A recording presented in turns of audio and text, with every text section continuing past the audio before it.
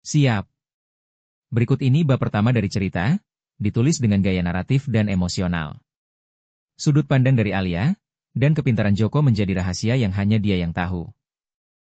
Joko dan kertas buram itu. Langit pagi di SMA Nusantara selalu biru, bersih, mewah, dan membosankan. Setidaknya bagi Alia, siswi nomor 1 sekolah, pemilik semua piala yang berjajar di rak aula, dan anak tunggal dari ketua yayasan. Semua orang mengenalnya. Semua orang menghormatinya. Tapi tidak satu pun dari mereka benar-benar mengerti dirinya. Dia duduk di bangku depan, membuka buku matematika sambil sesekali melirik ke sudut belakang kelas.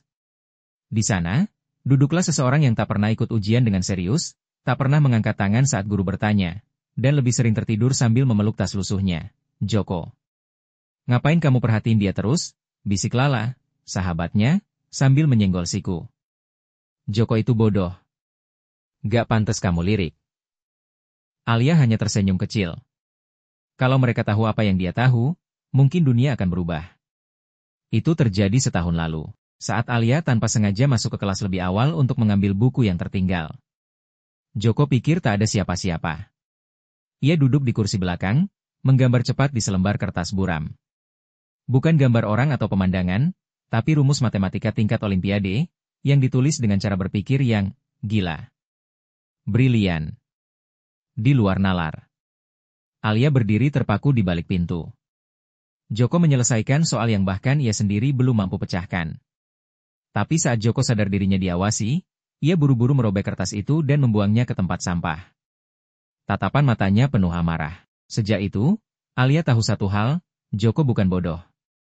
Dia hanya memilih untuk terlihat bodoh. Dan dia satu-satunya yang tahu. Sejak hari itu, perasaannya berubah. Ia tak lagi melihat Joko sebagai anak miskin yang lusuh dan aneh.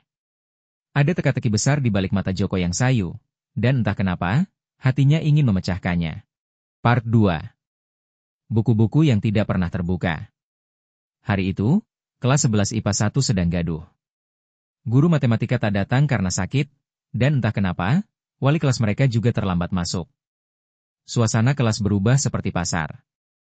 Ada yang main kartu, ada yang tidur di atas meja, dan tentu saja, ada Alia, yang tetap diam di tempatnya, seperti biasa, membuka buku. Tapi pandangannya tidak ke buku. Pandangannya ke belakang, ke seorang siswa yang sedang menempelkan dahinya ke lengan, Joko. Seperti biasa, diam, malas, dan terlihat lelah. Alia mendekap buku catatannya erat. Ia tahu rahasia itu. Ia tahu bahwa di balik kantuk Joko, tersembunyi pikiran yang lebih tajam dari siapapun di kelas ini. Ia ingin bicara. Ingin duduk di sebelahnya dan bertanya, kenapa kamu menyembunyikannya? Tapi dunia tidak pernah semudah itu. Lihat si Alia, celetuk Dani, si badut kelas. Tatapanmu tajam amat, Li. Lagi mantau si jenius tidur, ya? Semua tertawa.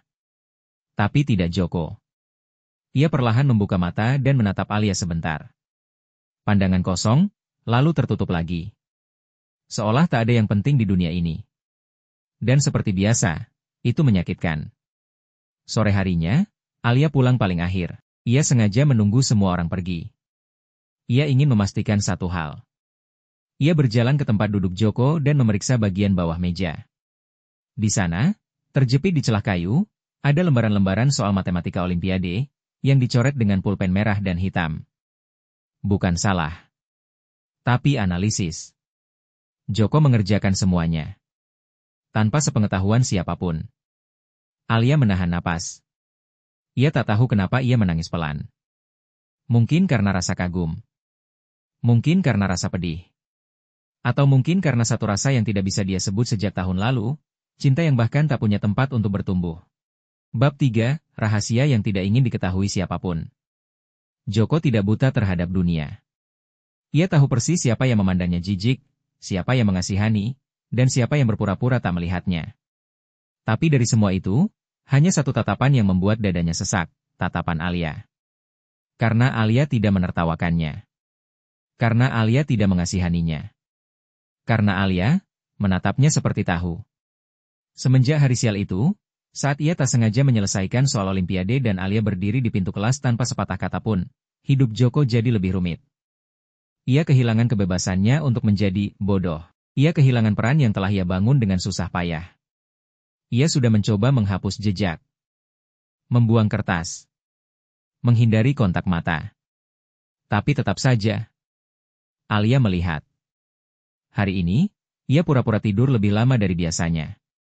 Padahal sebenarnya matanya terbuka sedikit. Ia tahu Alia memperhatikannya. Dari bangku depan, dari sela buku yang dibuka hanya setengah hati. Dan itu membuatnya lelah. Bukan karena risih, tapi karena takut. Takut Alia akan membuka semua yang sudah ia kunci rapat. Kepintaran adalah kutukan. Dulu, ayahnya terlalu pintar. Terlalu jujur. Terlalu lantang. Hingga akhirnya disingkirkan. Dikhianati. Dan kini, tinggal kenangan samar di balik jeruji. Joko tidak mau jadi seperti ayahnya. Tidak mau jadi korban idealisme. Maka ia memilih diam. Tidur. Menjadi bodoh. Namun sekarang, ada seseorang yang diam-diam mengetuk pintu itu. Pintu rahasia yang seharusnya tetap terkunci. Dan suara ketukan itu bernama Alia. Bab 4 Ketukan yang tak dijawab. Joko tidak suka jam istirahat. Terlalu banyak suara. Terlalu banyak wajah. Terlalu banyak kemungkinan untuk terlihat. Biasanya, ia akan tetap duduk di kelas. Menyandarkan kepala ke meja, menunggu kantuk yang tak pernah datang. Tapi siang ini, langkah kakinya justru membawanya ke tempat yang jarang ia datangi, perpustakaan. Hening. Dingin. Aman. Ia duduk di pojok ruangan, dekat rak biografi yang berdebu. Tidak ada yang akan mencarinya di sana. Dan ia bisa berpura-pura membaca buku yang judulnya bahkan tidak ia mengerti. Tapi dunia tampaknya tidak sedang ingin memberi jeda. Kenapa kamu pura-pura tidur waktu aku lihat kamu pagi tadi? Joko mengedip pelan. Kepalanya masih menyandar di rak buku, dan buku sejarah yang ia pegang sudah terbalik dari tadi. Ia tidak terkejut Alia datang. Ia hanya tidak menyangka akan secepat ini. Aku tidur beneran, gumamnya, tanpa menoleh. Alia tidak tertawa. Ia juga tidak pergi. Joko, aku lihat kamu ngerjain soal itu. Kamu jawab semuanya. Kamu ngerti, kan? Ia membalik halaman sembarangan. Kamu pasti salah lihat. Aku bahkan gak ngerti bedanya aljabar sama alibi. Joko, nada suara Alia berubah. Ada kecewa di sana. Tapi Joko pura-pura tidak dengar. Ia menunduk lebih dalam, membuat bayangan buku menutupi separuh wajahnya. Kenapa kamu bohong? Pertanyaan itu menggantung di udara seperti asap. Pelan-pelan menyesakkan dada. Karena kalau aku jujur, aku akan kehilangan semuanya, batinnya. Tapi yang keluar hanya gumaman ringan, hampir seperti lelucon, karena jadi bodoh itu bebas. Gak ada yang berharap apa-apa. Alia menatapnya lama. Lama sekali. Hingga akhirnya, ia berdiri. Kalau kamu pikir aku bakal berhenti karena kamu ngelawak kayak gitu, kamu salah. Joko tidak menjawab. Tidak mengangguk. Tidak menolak. Ia hanya diam. Tetap pada perannya. Tetap jadi bayangan di sudut ruangan yang pura-pura tidak tahu apa-apa. Dan dari kejauhan, suara langkah kaki Alia terdengar menjauh, tapi tidak hilang. Jika kamu suka dan ingin mendengar kisah Joko dan Alia selanjutnya, please like dan subscribe channel ini, dan jangan lupa share. Biar nanti aku lanjutkan lagi, muach. Love you.